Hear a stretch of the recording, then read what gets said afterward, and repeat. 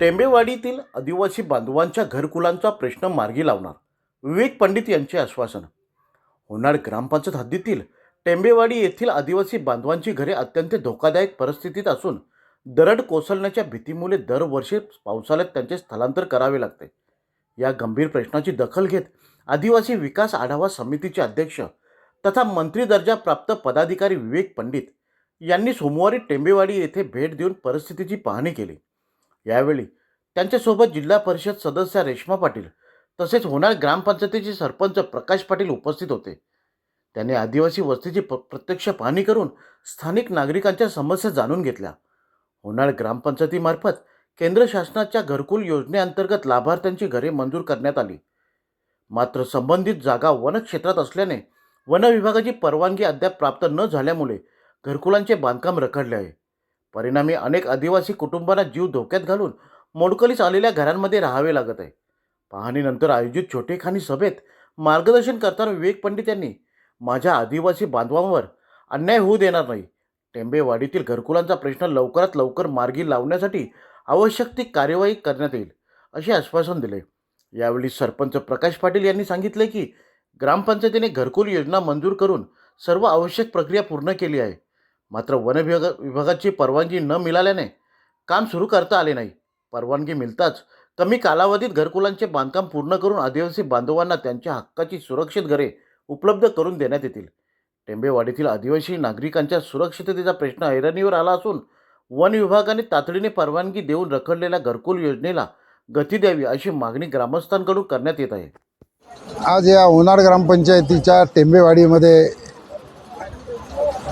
मला येता आलं आणि या ग्रामपंचायतीमार्फत जे प्रयत्न टेंबेवाडीसाठी चालले तसंच श्रमजीवी संघटनेमार्फत सुद्धा जे प्रयत्न चालले की धोकादायक वाडी जी आहे ज्या ठिकाणी बहुतेक 17 कातकरी कुटुंब आहेत ज्यांची जीवितहानी होऊ शकते, लँडस्लाईड भूस्खलन होऊ शकतं, ते वाचावं, प्रतिबंधात्मक आपण काहीतरी करावं म्हणून श्रमजीवी संघटनेनं पुढाकार घेतला। ग्रामपंचायतने त्याला साथ दिली। आता या ठिकाणी हे लोक सुरक्षित स्थळी राहायला जातील अशी आपण अपेक्षा करू। त्यांना घरकुलं मंजूर झालेली आहेत, राहिलेली जी काही घरकुलं असतील आता मंजुरीपासून तीसुद्धा पूर्ण होतील आणि एक चांगली वाडी या ठिकाणी बसेल आणि माणुसकीचं जीवन या टेंबेवाडीच्या लोकांना मिळेल अशी या निमित्ताने मी अपेक्षा व्यक्त करतो आणि आदिवासी विकास विभाग या संपूर्ण कार्यक्रमामध्ये कुठेही मागे राहणार नाही असा विश्वास व्यक्त करतो। आज या ठिकाणी श्रमजीवी विकास आढावा समितीचे अध्यक्ष माननीय विवेकजी पंडित साहेब यांच्या मार्गदर्शनाखाली सर्व सरकारी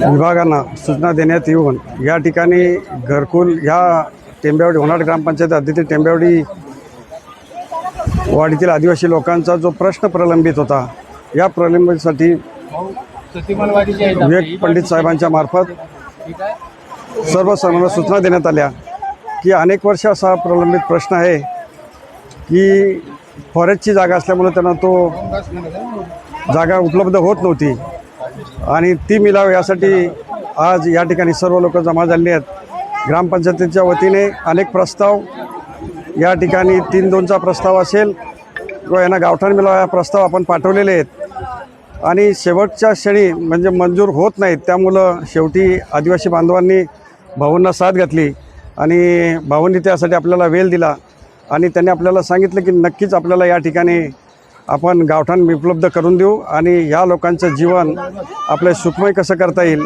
यासाठी विशेष प्रयत्न करू। ग्रामपंचायतीने आपण एवढंच सांगू इच्छितो की त्यांची घरकुलं मंजूर आहेतच, अनेक घरकुलांसाठी आपण प्रस्ताव जर वाढीव असतील तर टाकू।